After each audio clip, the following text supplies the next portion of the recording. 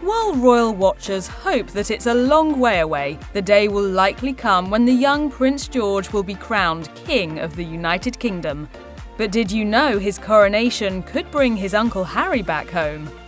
Before Prince George could ever be crowned king, his predecessors will need to ensure there's still a crown for him to wear. Amid King Charles III's assumption of the crown and the symbolism of Queen Elizabeth II's death, numerous questions about the future of the monarchy have been raised.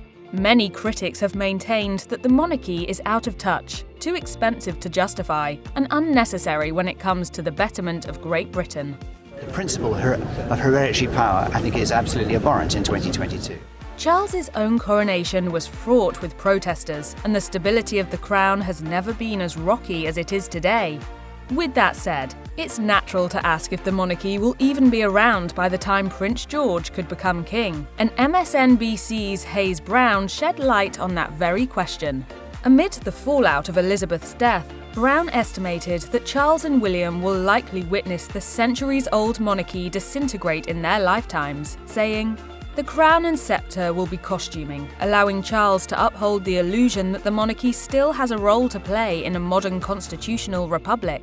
Brown elaborated that, while there may have been a resurgence in appreciation for the royal family given the eventful year they've had, he still predicts that Elizabeth II will likely go down in history as the last true monarch of the United Kingdom.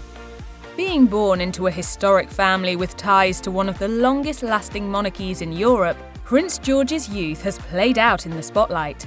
Though Prince William and Princess Catherine have done their best to give George and his siblings a normal childhood, the young prince was reportedly informed of his important role in society at just 7 years old. As exposed by royal historian and author Robert Lacey in his book, Battle of Brothers, the Prince and Princess of Wales have kept the details of the conversation close to their chests.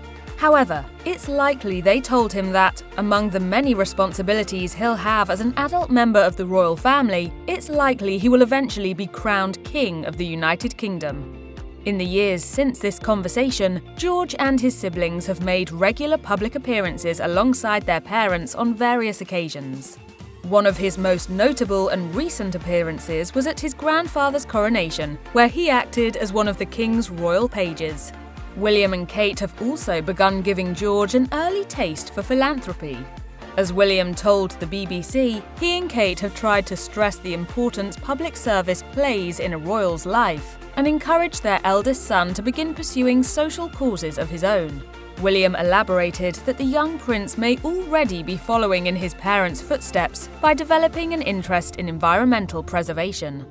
Prince George will only be 10 years old by the end of 2023, but he's been in the public eye since he was born. From his trip to Australia as a baby, to his meme-worthy audience with Barack Obama, and his important role on King Charles's coronation day, George is already filling the role of the future King of England quite comfortably. With so much of his childhood on display, a lot of people have wondered how the prince feels about his fate. A royal source explained to People that Prince William and Princess Catherine realised that George is now old enough to have some appreciation for his role in the UK's future, but they hope his childhood can proceed fairly undeterred by the pressures of his royal status. However, a representative for William and Catherine further revealed that his parents were thrilled that George played such a big role at the coronation, saying, "His parents are very excited and delighted that he is a page. It's something that his parents have thought long and hard about and are very much looking forward to, and I'm sure George is too." Meanwhile, royal author Hugo Vickers noted to The Times that George's presence at the coronation may have been a strategic move by the monarchy to begin conditioning the young man to get comfortable with major ceremonial involvement. Charles was the Prince of Wales for the majority of his time as a royal, and when he became king, he bestowed the title onto William and Princess Catherine. Titles within the royal family are a big deal. Some are allowed to be passed down, while others have to be given. The Prince of Wales title is one that must be bestowed. For this reason, it's likely that when William becomes king, he will pass down the Prince of Wales designation to George to fulfill a now decades-long precedent for the future kings of England. As Prince of Wales, George will essentially be a king in training. Despite the connection to the country of Wales, the designation is more aligned with the actual monarchy and the continuation of its traditions. As such, George will most likely shadow his father as he rules, much like William is doing now with Charles, all while carving out his own space within the non-profit sphere. With King Charles in his 70s and his expected successor, Prince William, in his 40s, there's a strong likelihood that Prince George will be well into adulthood by the time it's his turn to wear the crown. However, on the off chance that tragedy strikes and George needs to be crowned before the age of 18, another member of the royal family will need to act as regent until their true king comes of age. So, who would step in if Prince George became king ahead of his 18th birthday? A regent needs to be a family member close to the monarch that is already in line for the crown themselves. Bridgerton fans will recognise that King George III, who was married to Queen Charlotte, was served by a regent, his son, when he was deemed mentally unfit. His son, King George IV, assumed the throne 9 years after becoming regent. With this in mind, it might come as a bit of a shock to learn that, according to University College London, if Prince William died while on the throne and George was still underage, the role of regent would fall to Prince Harry. Given that all of George's siblings are younger than him, and Princess Catherine does not have a stake to the throne without her husband, Harry would be the next adult in line. This position would leave him with the obligation to step in and act as the monarch until George's 18th birthday. While there's just a minuscule chance of any of that happening, George's reign could hypothetically bring Harry back into the royal fold.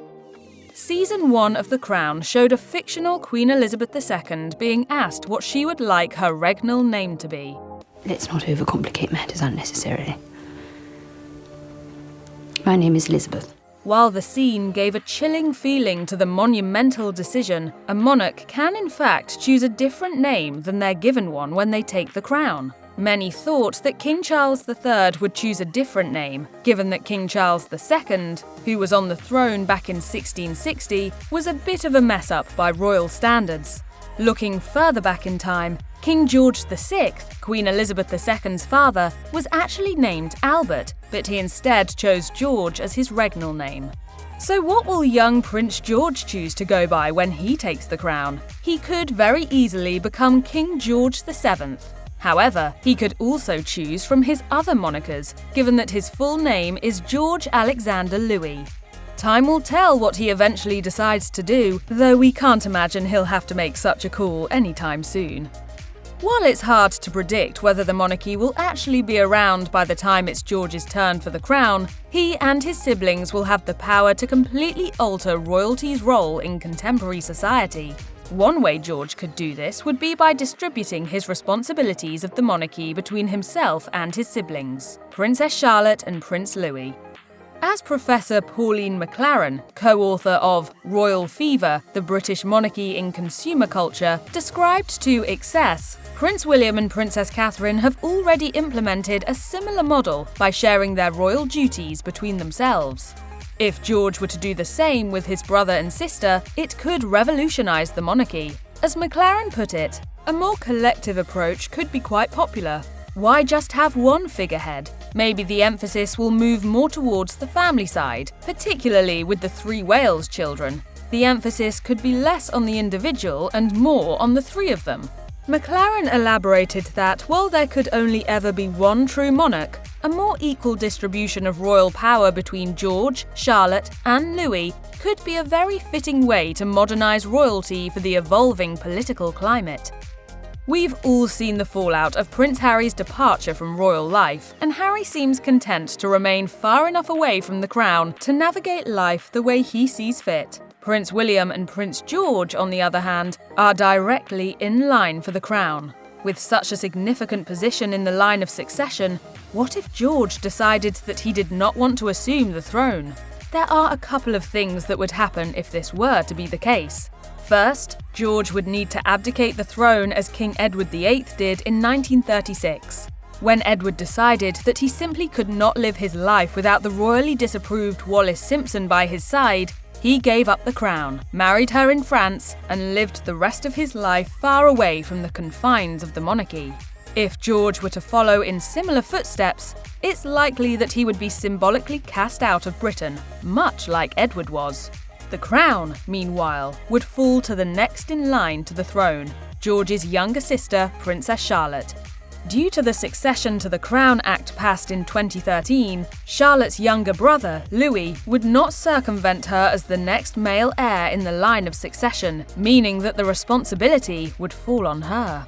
So that in future the order of succession should be determined simply by the order of birth.